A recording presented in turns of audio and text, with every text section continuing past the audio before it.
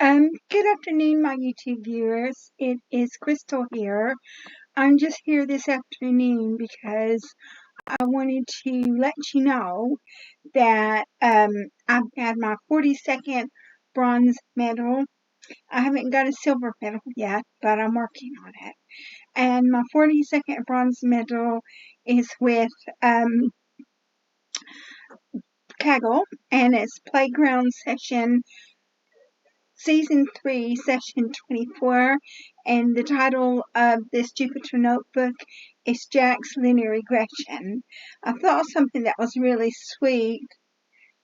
It makes a celebration, so that's good. I just noticed that today.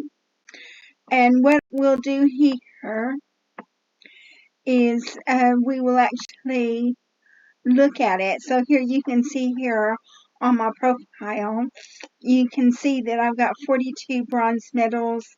I haven't got any 0 medals, but I'm working on it. You never know, I could get a 0 medal sometime. And what I'm going to do is I'm going to go ahead and give you a code review for this, since they've given me a bronze medal. And this is Playground Season 3, Session 24, Jack's Linear Regression, Weights and Biases. Because I had previously done one with the Jack's Linear Regression, but it didn't have any weights and biases on it, and really do need to have weights and biases for linear regression. It uses the binary prediction of smoker status using biosignals dataset, and I made the program on a Kaggle's Jupyter notebook, which is actually stored in my Kaggle account. So what I'm going to do is I'm going to do the code review so you can see how I got a bronze medal. And I'll keep trying and keep working, and maybe sometime I'll get a silver medal. You never know. So the problem statement was predict on the probability of a smoker status. So in this particular statement, you have to predict on a probability. So we're going to import our libraries, and in this particular problem, we're going to use Jack. So we're going to import Jack's, and that's going to create the linear regression model. We're going to import pandas, which is going to process the data and create data frames. We're going to import OS, which is going to go into the operating system and retrieve the files. We're going to import sklearn, which provides machine learning functionality. We're going to import matplotlib.pyplot_splt, which visualizes your data. And we're going to import seaborn as SNS, which statistically visualizes your data. So after we have imported our libraries, what we need to do is we need to use OS to retrieve the CSV files. And when we've used OS to retrieve the CSV files, we've got 3 CSV files being train, test, and sample submission. So we set it up so we can view all columns of a pandas data frame. So pd.setOption brackets display.maxColumns, and then none. And so what that does is that it sets it up, your data frame up, so you can see all of the columns of data. Now what we're going to do is we're going to use pandas to read the CSV files in and convert them to data frames. So train equals pd.readCSV gives you the link address, and it's the train.csv file. Same thing for test, same thing for submission, which is the sample submission.csv file.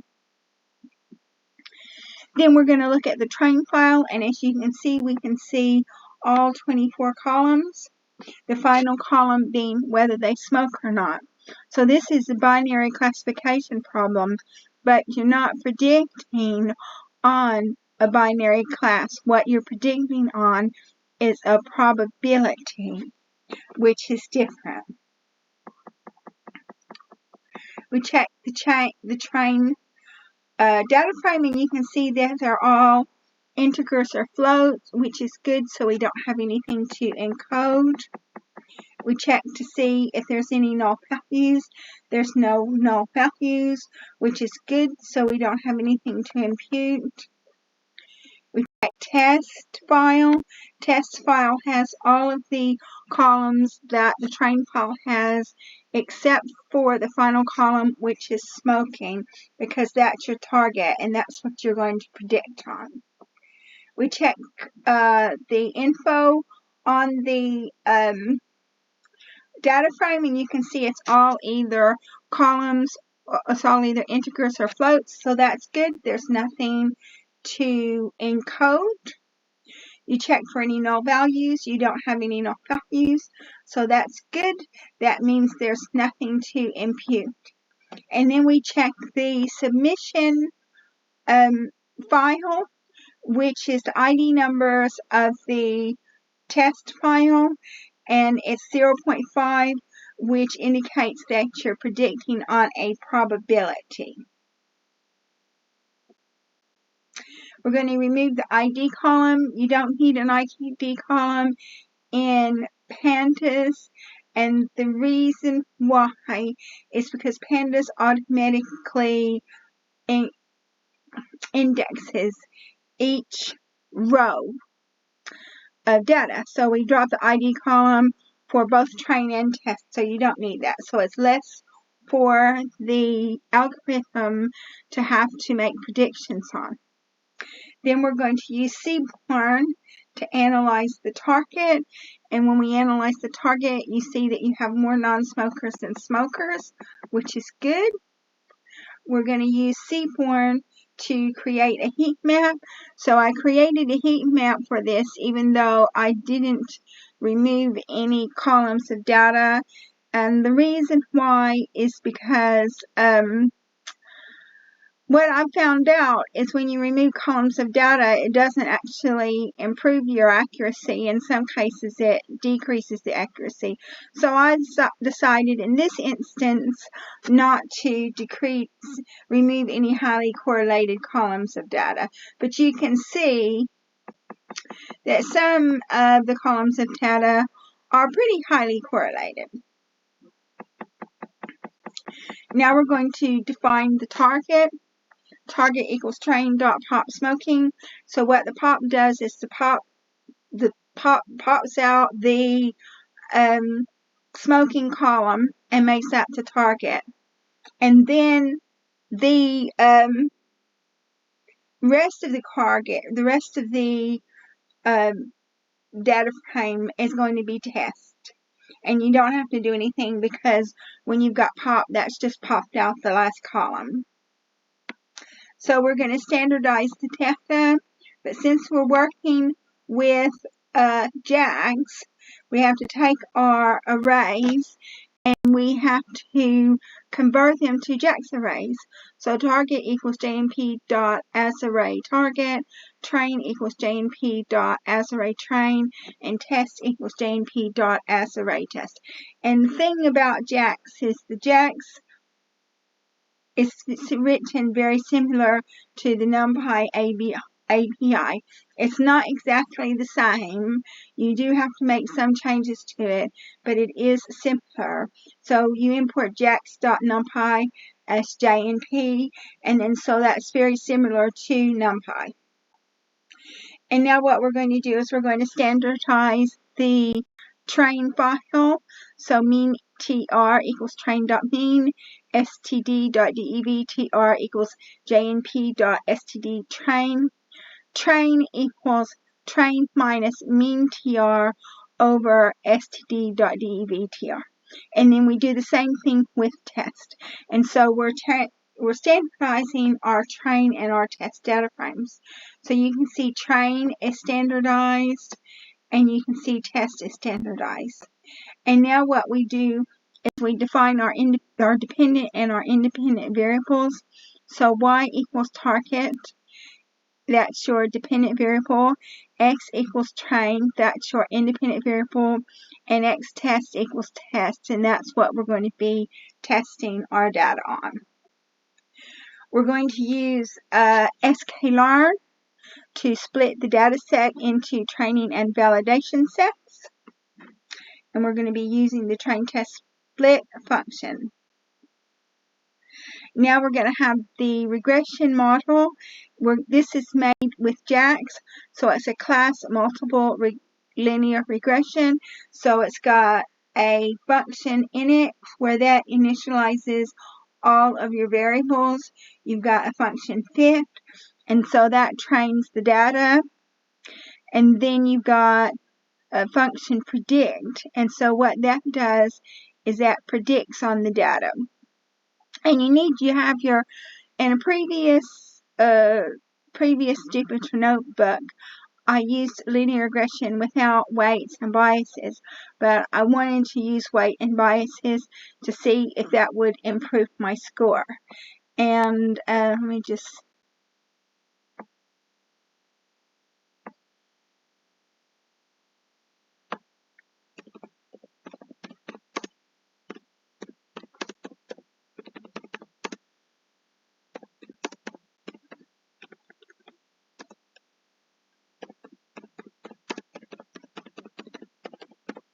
okay, so we'll just say weights and biases in linear regression, and it just gives you a little bit of information. What are the weights in linear regression? It says weighted regression, aka weighted least squares, is a regression model where each observation is given a certain weight that tells the software how important it should be in the model fit. The weighted regression can be used to handle non-constant variance of the end error terms in linear regression. And it also asks the question, what is the bias in linear regression? In linear regression analysis, bias refers to the error that is introduced by approximating a real-life problem, which may be complicated by a much simpler model. Though the linear algorithm can introduce bias, it also makes their output easier to understand. So that's some information on the weights and the bias, which is what it's going to be in this model.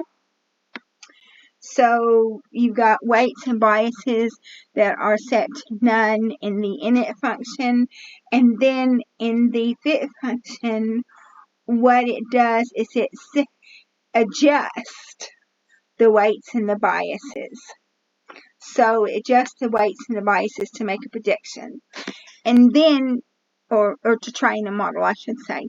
And then what we're going to do is we're going to predict the model, return j and p dot dot, that's your dot product. A dot product is a comparison of two vectors.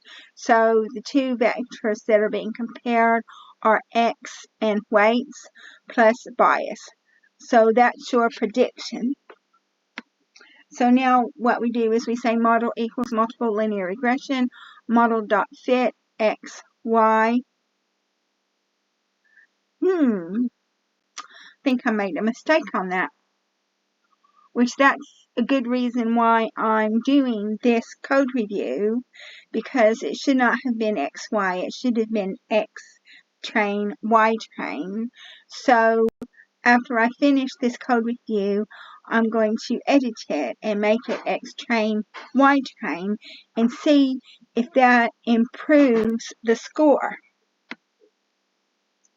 And then after we have fitted the data, and you can see that I fitted the data incorrectly. I should have fitted it on X train, Y train, and not X and Y. I predicted on X val, and I've got my prediction. Then I checked the RMSE, that's root mean squared error, and I had an RMSE of 0.43. And then we used matplotlib to visualize the data between the line, the linear line, and the points. And so most of the points are in 0, and then you've got points in 1, and then you've got the line, the regression line. So what we do now is what we're going to do is we are going to use seaborn to statistically visualize the prediction, and you can see it goes anywhere from 0 to about 1.5, which it would be better if it was 0 to 1. And now what we do is we predict on our test set, which is predictions equals model.predictx test, and then we make our predictions. And so we use seaborn to visualize the predictions, and it's from 0 to about 1.5, but it would be better if it was 0 to 1. And then so what I do is I use a min-max scaler. So min equals predictions.min, max equals predictions.max, predictions equals predictions minus min over max minus min, and then your predictions. So you've got your min-max scalar, and then what we do is we use seaborn to check the predictions. The predictions are from 0 to 0.4. So I don't really like that because it should be 0 to 1, and it's not 0 to 1. But what can I do? And then now what we do is we prepare the submission. Submission smoking equals predictions. Submission.tocsv equals submission.csv index equals false. Submission equals pd.readcsv submission. And this is our submission. And when I submitted my work to Kaggle, I got 80%. And that was actually less than the accuracy that I got with Jack's linear regression without weights and bias, but they decided to give me a bronze medal.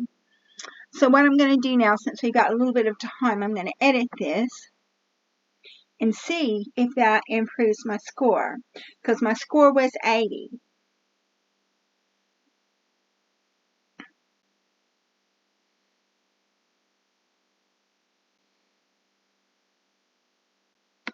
Okay.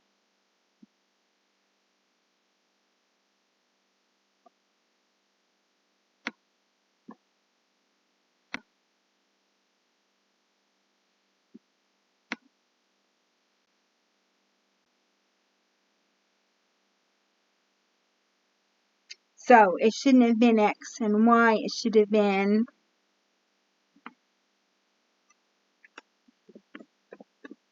let's see if this improves the score.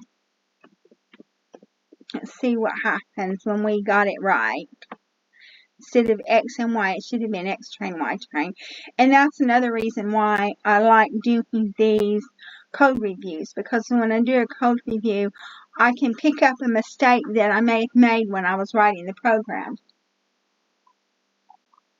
So that is a good thing about doing a code review.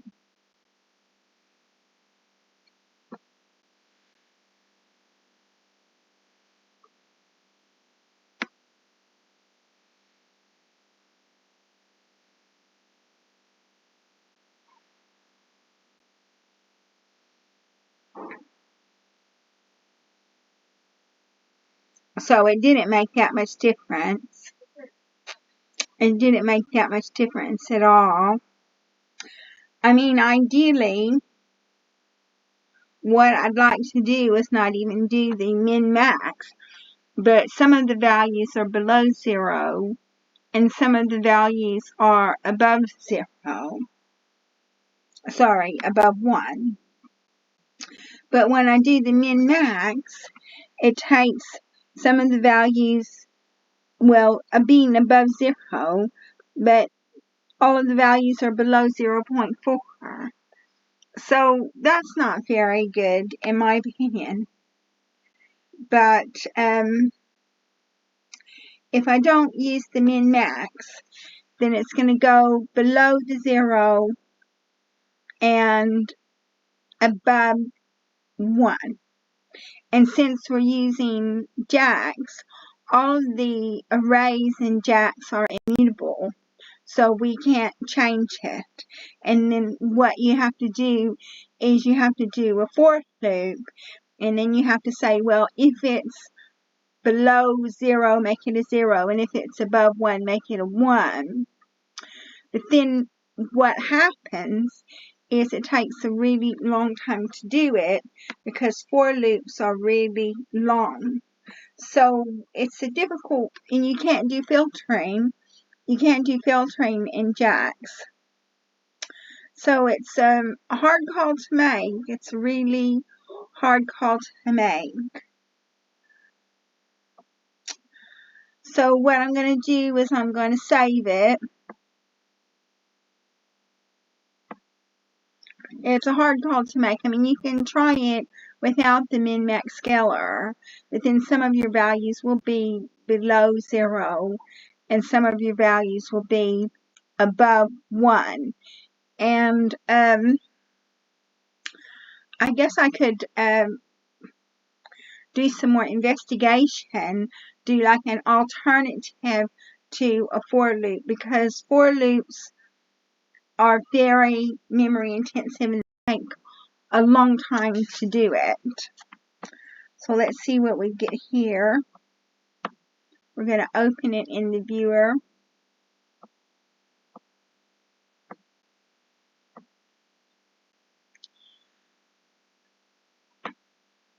Public.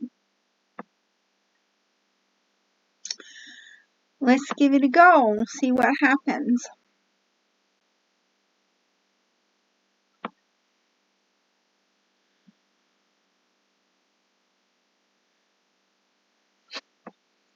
Okay.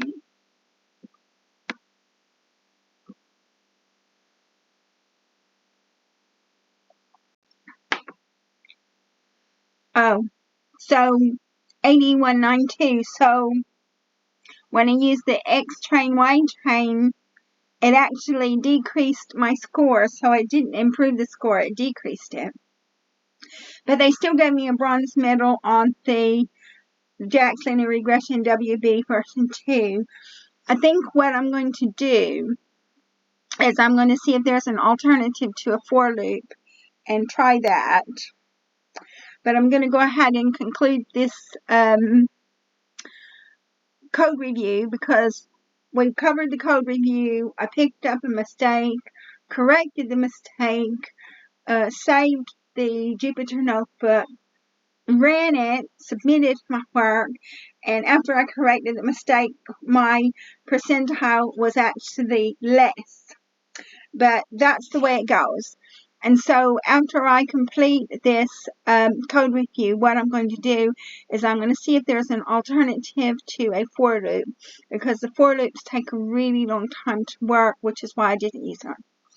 So I'd like to thank all of my subscribers for supporting my channel. If you like this video, please like, subscribe, and share.